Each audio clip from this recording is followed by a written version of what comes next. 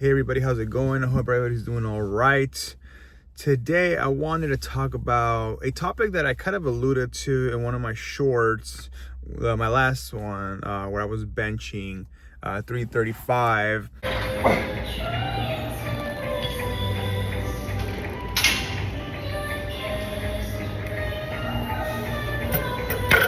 It's the idea of a deload, right? What it is and how to use it. But before I get into that, let me show you what I'm drinking today. It's this one right here, the Red Bull, the Red Edition, sugar-free. That's my favorite one. I think it tastes the best in my opinion. But let's get to it. So, what is a deload, right? Before I get into kind of the idea of what a deload is, it's important to also understand kind of the ways that when somebody is prepping for something, right? For example, I'm into powerlifting. You consistently, progressively, which is for a lot of people progressive overload, week by week, month by month, year by year, right? So you steady increase in throughout the weeks, throughout the months, but you can't do that consecutively, right? It's not possible to always increase in weight or increase in your reps, right? There's always moments where you start to hit a wall, right? Whatever that might be. Let's say that you are going for a 1 rep max, so you've been training for that 1 rep max for, let's say, 3 months, and you're eventually going to hit a wall where either you do hit that 1 rep max, right? Or maybe you don't, right? You're shy a couple pounds, right? Or your fatigue catches up to you, whatever it might be.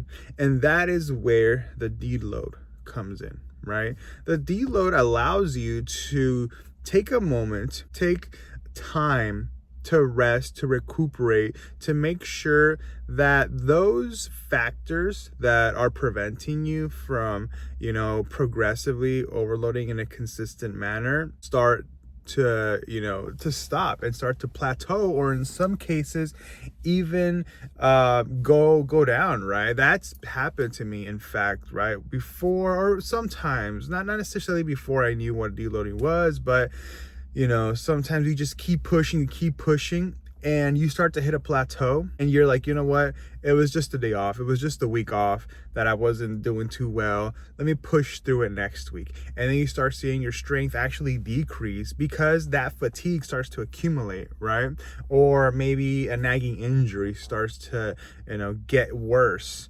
Or maybe you just start to not feel 100%, and start to notice those diminishing returns. So that's where the deload comes in, right? So like I mentioned, my last strength check, if you go back on my short, I hit 335. It felt really good, actually. I haven't been up to that weight in a while, but I did notice that even though I was able to do it, and there wasn't a lot of form breakdown, which is another important part of why taking a deload can come in handy, is that I felt that was the wall, right? 335 was my wall.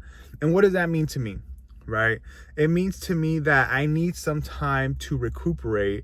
And in my case, it was a combination of factors, right? So you had some accumulating fatigue that was happening, and it was gradual, right? There was a gradual accumulation of fatigue that I started to feel, but I was able to push through it a little bit, right? And week by week, I was able to hit these strength checks and doing pretty well, right? So that was one factor.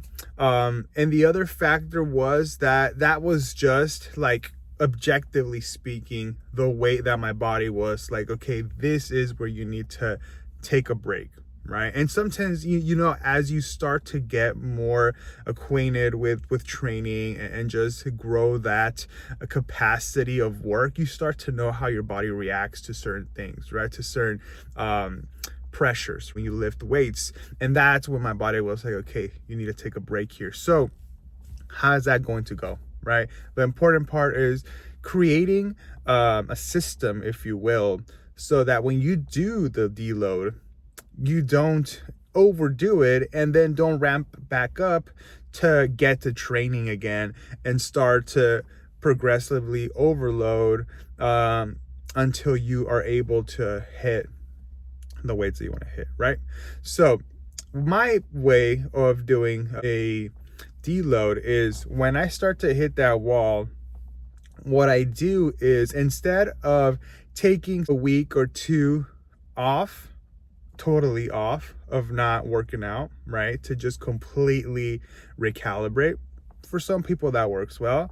Other people, what they do is that they'll still work out, but let's say they do powerlifting, right?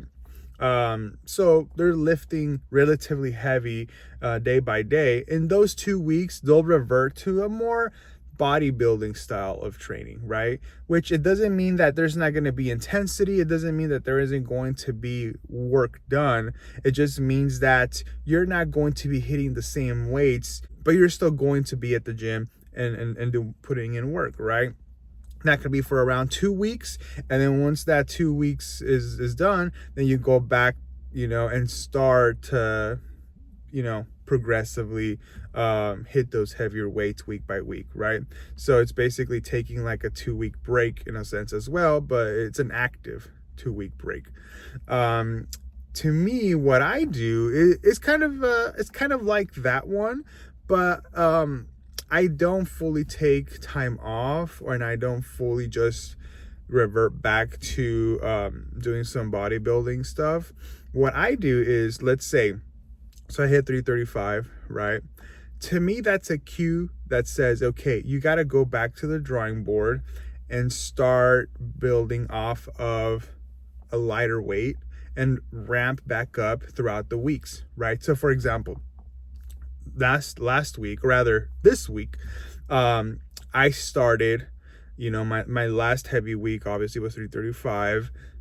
That means the next week I went to 250.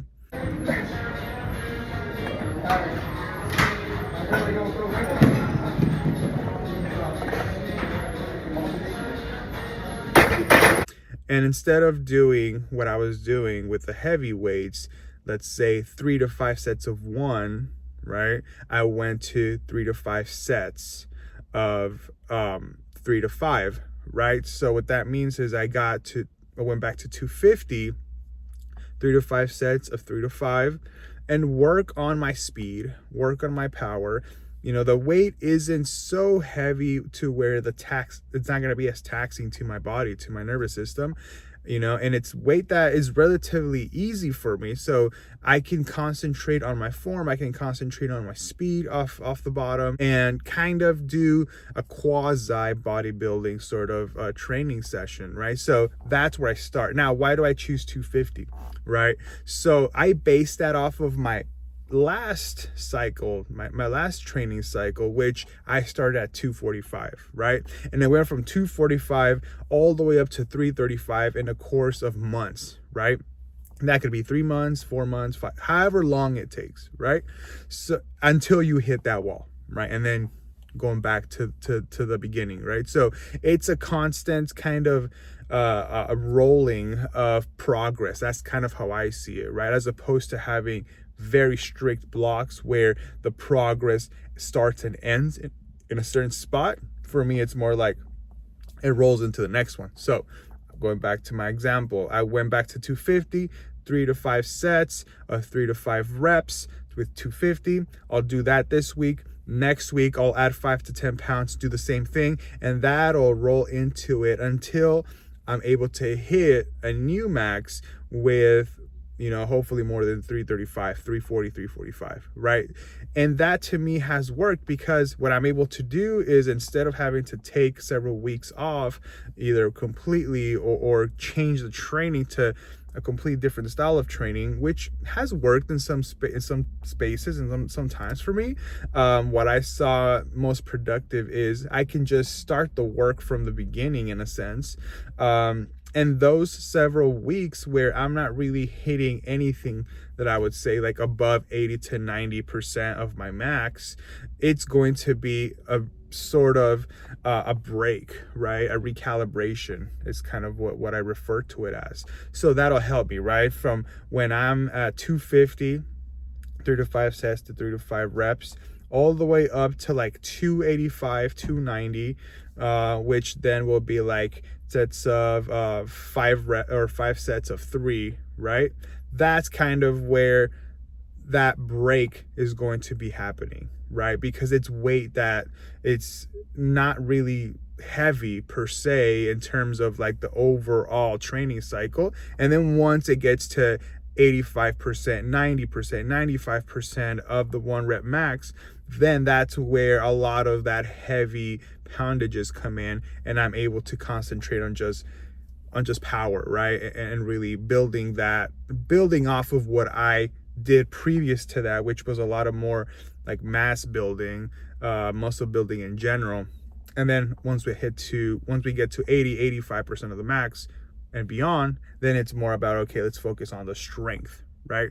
So that's kind of what I've been working on. That's what deload is for me, right? And how it's worked for me in the past and up until now that I've been working out for man, almost 2 decades now, right? So, but there's different ways to do it, like I mentioned, right? For you, it might work best if you just take days off, like you don't do anything, right? That works for some people pretty well, right? For other people is, okay, I got to change my training style completely, right? And that works well too. I've done that as well. For me, it's more about, I'm not changing the style of training. I'm more so recalibrating the weights so I can ramp up from a position of muscle building to, again, strength training, like full on, heavy poundages. But yeah, and that's worked for me. Obviously, very important too is to have your nutrition on point, which is something that is difficult for me in many instances, just because of my work and just life in general. But having nutrition on deck is good. Your resting, right? Your sleep and rest is also very important. And then also building a training system, right, that is conducive to building the sort of progress that you want to build, right? So if it's going to be strength, if it's going to be just muscle mass building, then you have to tailor it to that, right? And there's a lot of variations. It's not a one size fits all, and it's not a thing where it's just a category and you have to follow that. If it's bodybuilding, just doing like a lot of reps and sets. If it's powerlifting, focusing more on less sets and reps in general, and just focusing more on lower rep schemes with higher percentages of your 1 rep max. I don't necessarily believe in that segmentation. I do a combination of both, and that has worked for me quite well in the last couple of years. And I'll talk about that in a future video and go into depth into how that looks like, right? How the actual training week looks like, and eventually how the training cycle looks like, right, as a whole. But yeah, that's what a deload is. Like, subscribe, share, comment, all of that. How do you deal with your deloads? How do you work them into your training cycle? Does that make you restart? Is that a restart for you to ramp back up? Or is that just a maintenance phase where you take a break and then come back to it later? Let me know, and have a great one.